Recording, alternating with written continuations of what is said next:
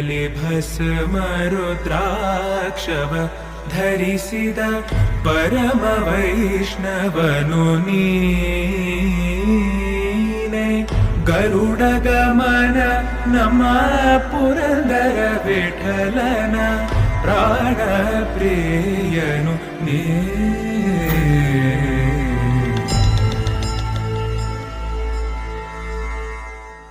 Chandrachud